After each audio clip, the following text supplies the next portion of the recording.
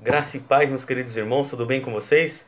Estamos aqui hoje para mais uma breve reflexão e hoje nós vamos para a parte 2 daquilo que nós começamos na terça-feira, falando sobre o cego Bartimeu, com base no texto do Evangelho de Marcos, capítulo 10, do 46 ao 52. E o texto diz assim: Então chegaram a Jericó. Quando Jesus e seus discípulos, juntamente com uma grande multidão, estavam saindo da cidade, o filho de Timeu, Bartimeu, que era cego, estava sentado à beira do caminho pedindo esmolas. Quando ouviu que era Jesus de Nazaré, começou a gritar: Jesus, filho de Davi, tem misericórdia de mim.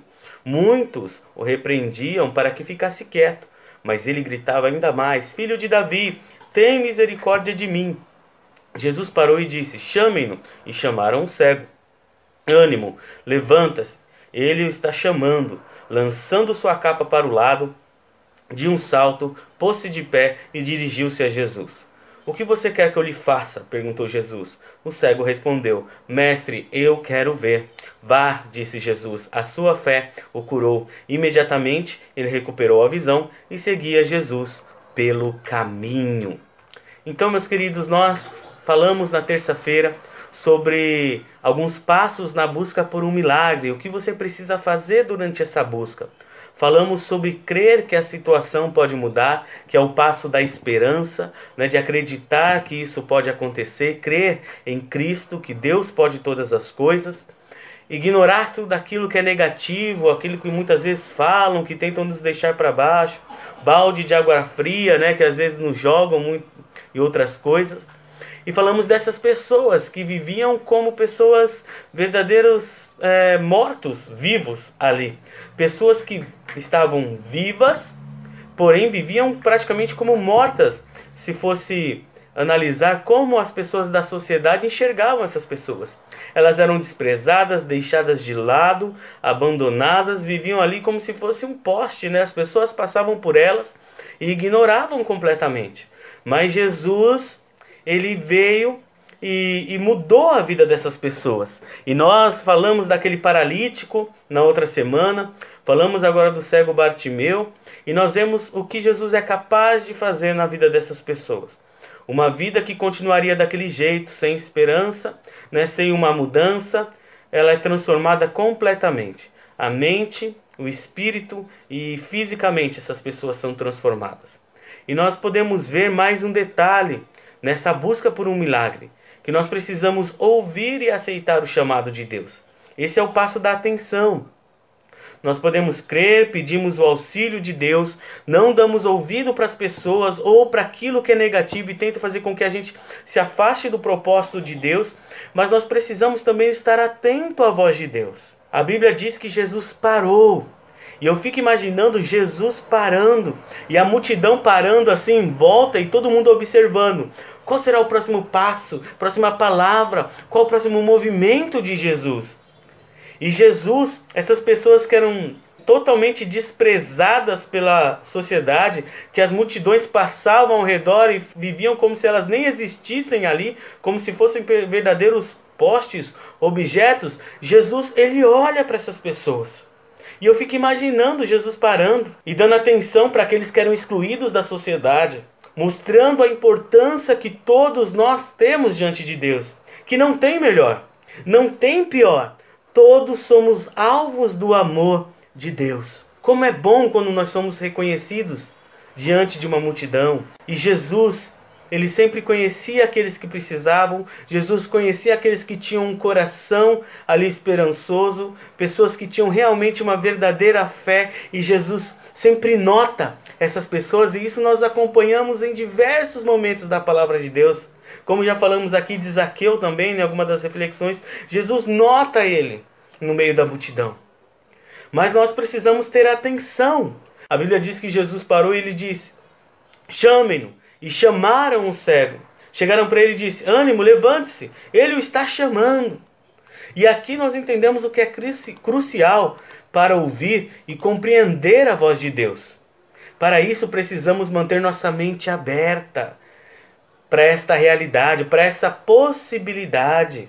Eu quero perguntar aqui para você que está me assistindo agora, você consegue lembrar de um momento em sua vida que você teve plena convicção de que você ouviu a voz de Deus te chamando? E talvez alguns podem pensar, eu não consigo nem imaginar algo desse tipo.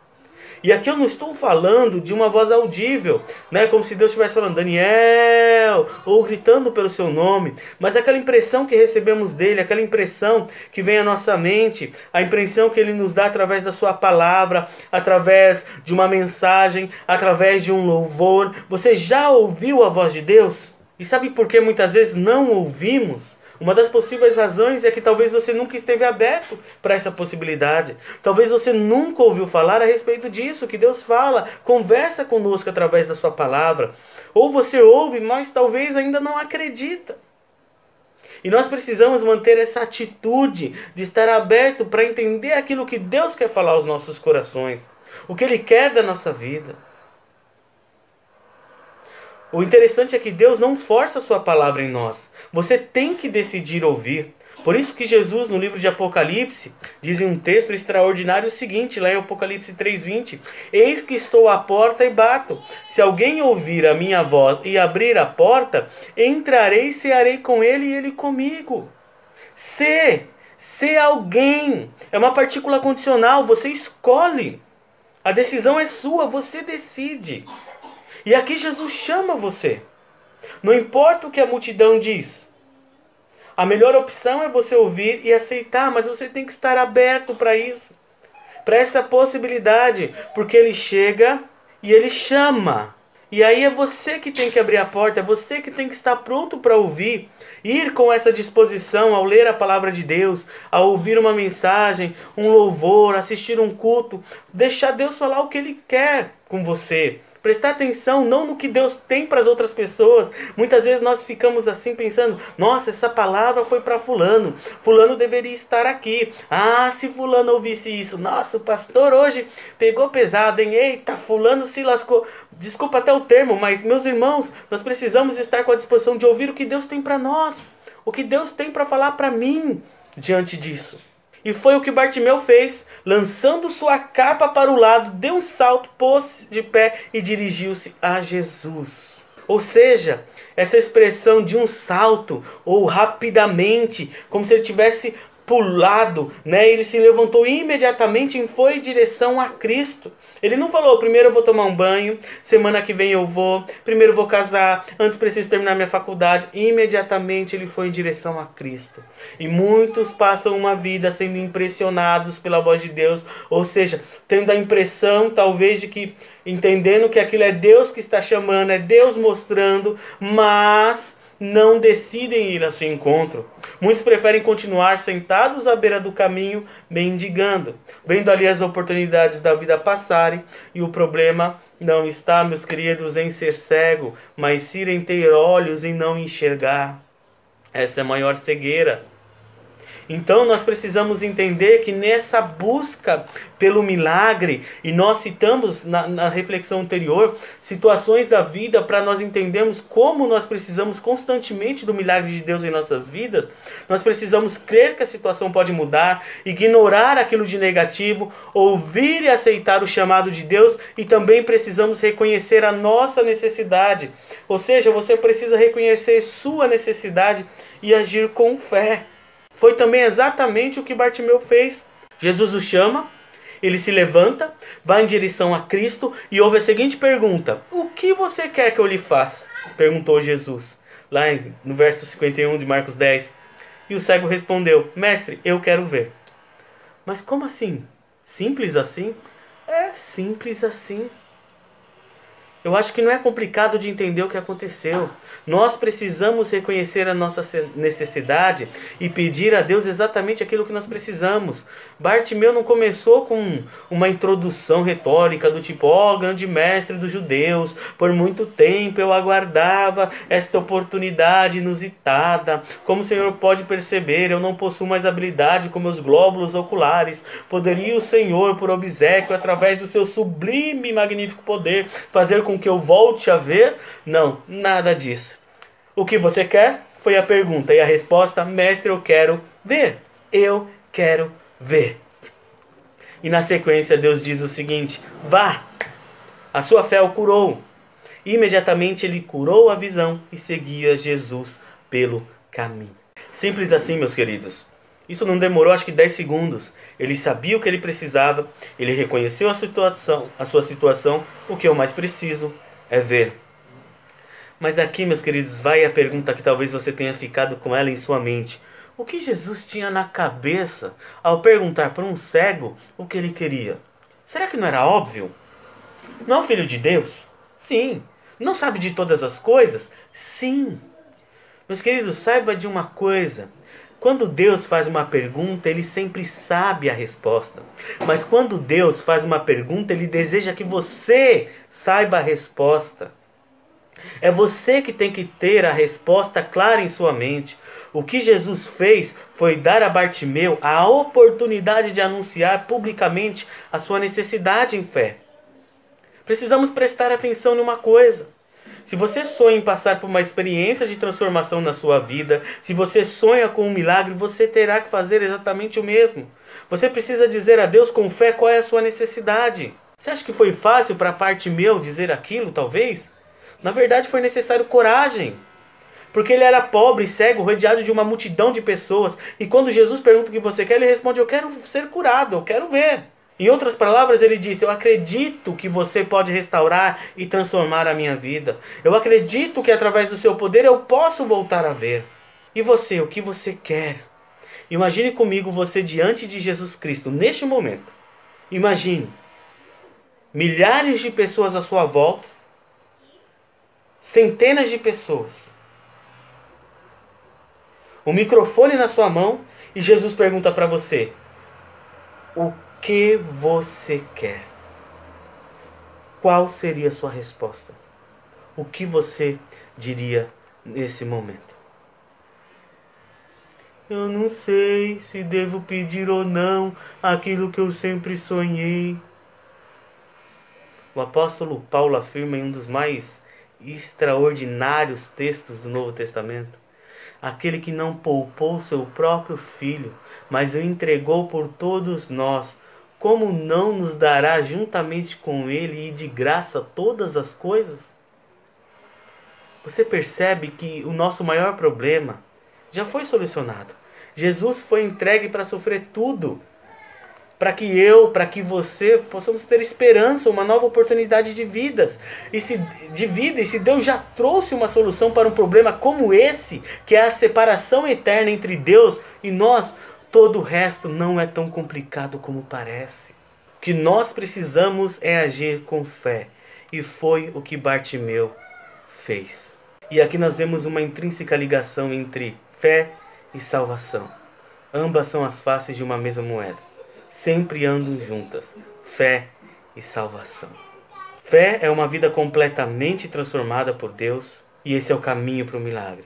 Este é o caminho que Bartimeu percorreu. Bartimeu não demonstrou sua fé apenas no momento em que ele esteve diante de Jesus, mas ele demonstrou em cada passo anterior. Ele acreditava que a situação dele podia mudar. Ele não deu ouvidos para a multidão, para que eles pediram para que ele se calasse. Ele continuou gritando. E quanto mais eles falavam para ele parar, mais ele gritava. E quando ele ouviu Jesus chamando, ele atendeu prontamente. Reconheceu sua necessidade. Eu quero ver. E foi assim que o milagre aconteceu. E fé é acreditar, meus queridos, que algo verdadeiro pode acontecer. Porque você sabe confiar em alguém que é fiel. Fé é você acreditar que algo vai acontecer porque você sabe que alguém é capaz de fazer com que isso aconteça. E esse alguém é Deus. Fé é acreditar que uma situação que é praticamente impossível, mas você sabe que para alguém tudo é possível.